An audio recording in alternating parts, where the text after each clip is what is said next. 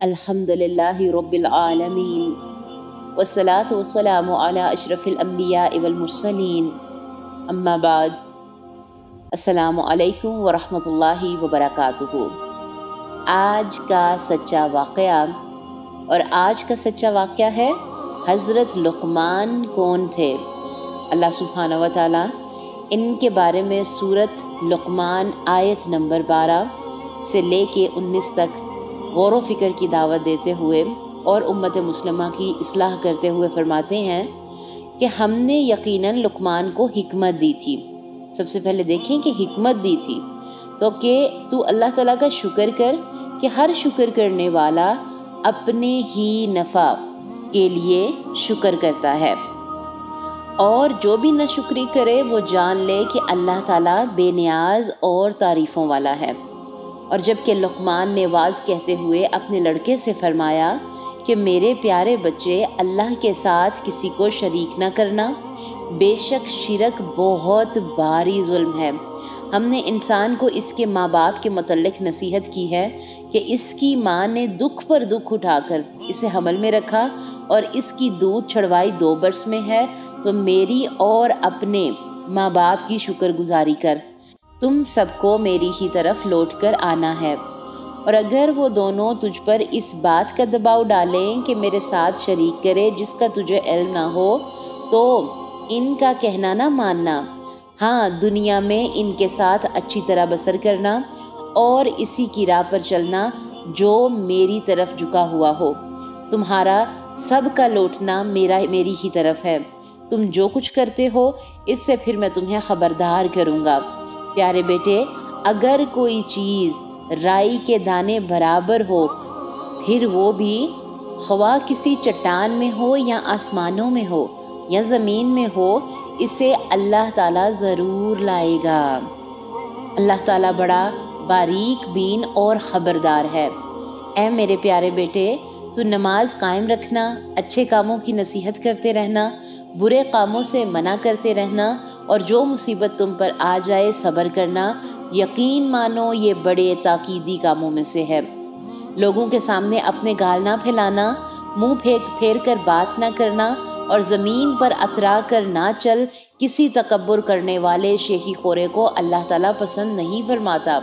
اپنی رفتار میں میانہ روی اختیار کر اور اپنی آواز پست کر، یقیناً آوازوں میں سے سب سے بدتر آواز گدھوں کی آواز ہے۔ اب یہاں دیکھیں کہ قرآن میں اللہ تعالیٰ نے سورۃ لقمان نازل فرمائی، جس میں حضرت لقمان نے اپنے بیٹے کو نصیحتیں بھی فرمائیں، مگر ایک بات کہ اس کی کوئی مستند تاریخ نہیں ہے کہ آپ کون تھے۔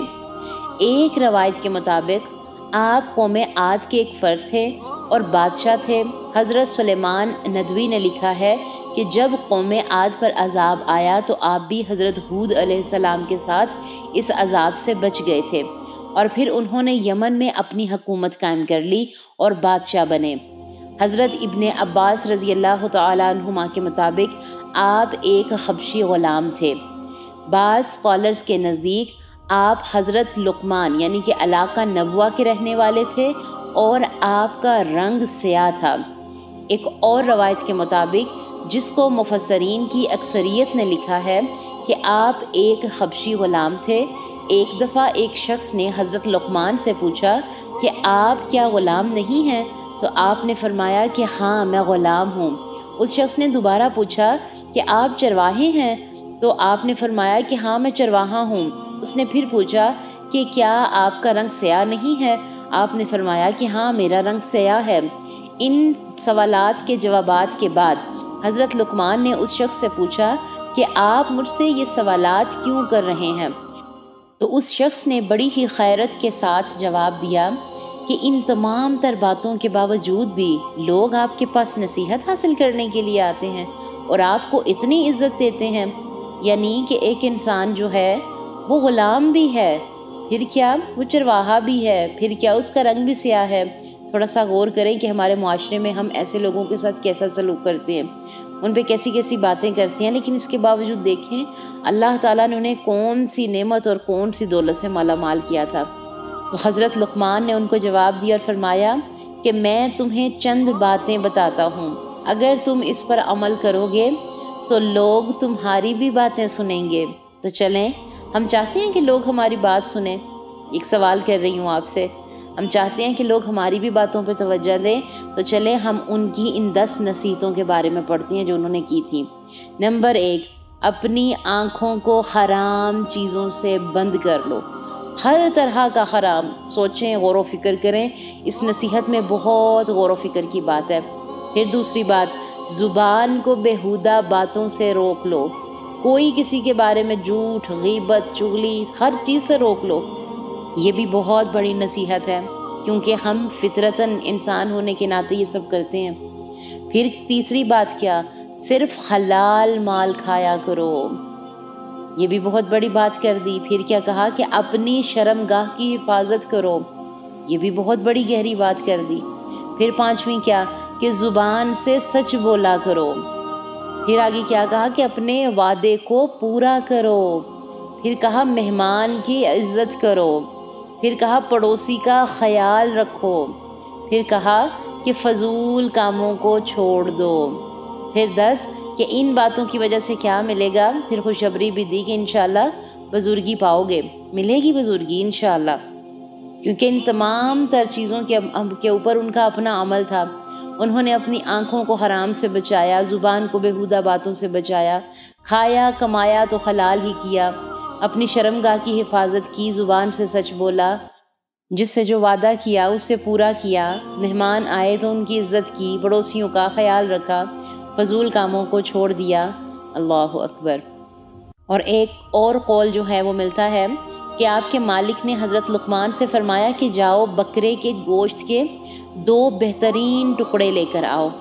آپ نے بکرے کی زبان اور دل لیے اور آ کر مالک کی خدمت میں پیش کر دیے۔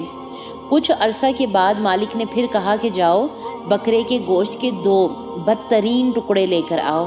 آپ نے پھر زبان اور دل لا کر دے دیے۔ اس پر مالک حیران ہوا اور وجہ پوچھی کہ کیا وجہ ہے کہ تم نے دونوں بار زبان اور دل ہی لا کر دیے ہیں؟ اس پر آپ نے فرمایا، اگر یہ دونوں حصے اچھے ہوں تو انسان بہترین ہے، اور اگر یہ دونوں حصے برے ہوں تو انسان بدترین ہے، کیونکہ یہ زبان اور دل کے معاملے انسان کو جنت سے جوڑ بھی دیتے ہیں، جنت کے راستوں پر چلا بھی دیتے ہیں، اور یہی زبان اور دل ہمیں گمراہیوں کی طرف دھکیل بھی دیتے ہیں۔ اللہ تعالیٰ سے دعا ہے کہ اللہ سبحانہ و تعالیٰ ہماری زبان کی، ہمارے دلوں کی اصلاح فرمائے۔ اللہ سبحانہ و تعالیٰ ہمیں بہترین سوچنے والا، بہترین غور و فکر کرنے والا اور غور و فکر کے ساتھ عمل کرنے والا بنائے، اور اللہ تعالیٰ ہمیں بھی اپنی حکمتیں عطا فرمائے، اللہ تعالیٰ ہمیں بھی اپنا علم عطا فرمائے، اور اس علم کے اوپر جب تک ہم غور و فکر نہیں کریں گے، وقت نہیں لگائیں گے، اپنے نیندیں قربان نہیں کریں گے، تو تب تک ہمیں یہ نعمتیں نہیں ملیں گی۔ اللہ سبحانہ و تعالیٰ سے دعا ہے کہ وہ ہماری نیتوں کو قبول فرمائے اور ہمیں بہترین طریقے سے قرآن و سنت پر عمل کرنے والا بنائے، آمین۔ سبحان ربک رب العزت عما یصفون وسلام علی المرسلین والحمد للہ رب العالمین۔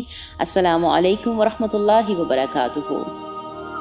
وہ تمام ہمارے پیارے سسٹرز جنہوں نے ابھی تک ہمارے چینل کو سبسکرائب نہیں کیا ہے، وہ ہمارے چینل کو سبسکرائب ضرور کر دیں۔ کمنٹ باکس میں جا کر ہمیں اپنی رائے کا اظہار ضرور کیا کریں۔ اس سے کیا ہوتا ہے کہ ہماری پیچھے جتنی بھی ٹیم ہوتی ہے اس کو بہت خوشی ہوتی ہے، کام کرنے میں آسانی ہوتی ہے، اور اس سے ہم خود بھی موٹیویٹ ہوتے ہیں کام کو لے کے، چیزوں کو لے کے۔ اللہ تعالیٰ آپ سب کو جزائے خیر عطا فرمائے، آمین۔